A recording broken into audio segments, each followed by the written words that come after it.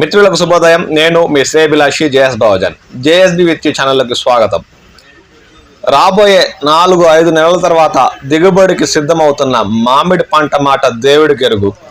ఇప్పుడిప్పుడే తేరుకున్న రైతులకి మడి సిద్ధం చేసి వరి నాట్లు వేసి ఇంకా ఎటువంటి సమస్య లేదులే అనుకుంటున్న వారి ఆశలపై నీళ్లు చల్లుతూ చిత్తూరు జిల్లా పూచల మండలం పాళ్లెం పరిసర ప్రాంతాల్లో గత నెల రోజులుగా సంచరిస్తున్న ఒంటరి ఏనుగు తన దాడుల వేటను కొనసాగించింది.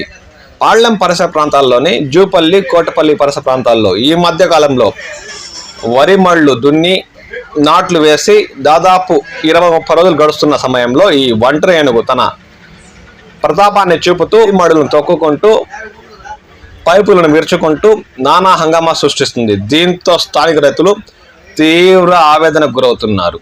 ఎన్నిసార్లు అటవీ శాఖ అధికారులకు విన్నవించుకున్నా ఈ సమస్య తీరేలా లేదని, గతంలో అయితే 15-16 ఏనుగులు సంచరిస్తూ తీవ్ర కష్ట నష్టాలు పాల్చేసిన వైనం మరవక ముందే మళ్ళీ ఈ ఒంటరి ఏనుగు ఎక్కడి నుండి వచ్చిందో ఏమో తెలియదు. కానీ మామిడి చెట్ల గురించి పక్కన పెట్టండి, ఈ వరి మళ్ళకు మాత్రం తీవ్రంగా నష్టపరుస్తుందని వారు ఆందోళనతో కూడిన ఆవేదన వ్యక్తం చేస్తున్నారు.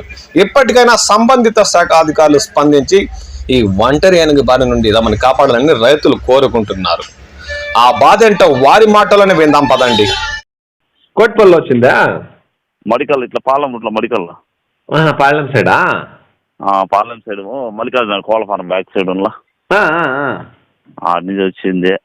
మందేనా ఇంకా ఎవరితో తొక్కుంటా పోయిందా? చాలా మంది దొక్కినాయి. ఒకటే కదా? ఒక ఏనుగే తిరుగుతానే ఉంది, డిటాట తిరుగుతానే ఉంది.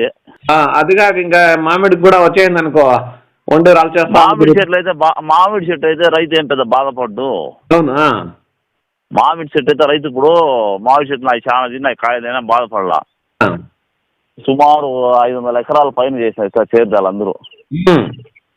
500 ఎకరాల మీద పడితే ఏమన్నా ఉందా? మా మడి మొత్తం మడి మొత్తం మడే చేసింది అందరూ పాపం. ఫ్రెష్ గా వేసినట్టుంది కదా మడి. ఈసారి లేక 4 ఏళ్ల తర్వాత వేసినారు మళ్ళు. అయ్యో తొక్కేస్తే మొత్తం అది ఇంకా కాపే రాదాడా తొక్కిన చోట అర్థం కాని పరిస్థితిలో ఉంది బాగుంది.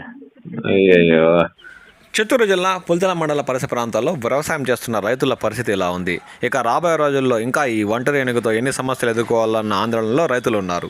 దీనిపై అధికారులు స్పందించాలని వారు కోరుతున్నారు.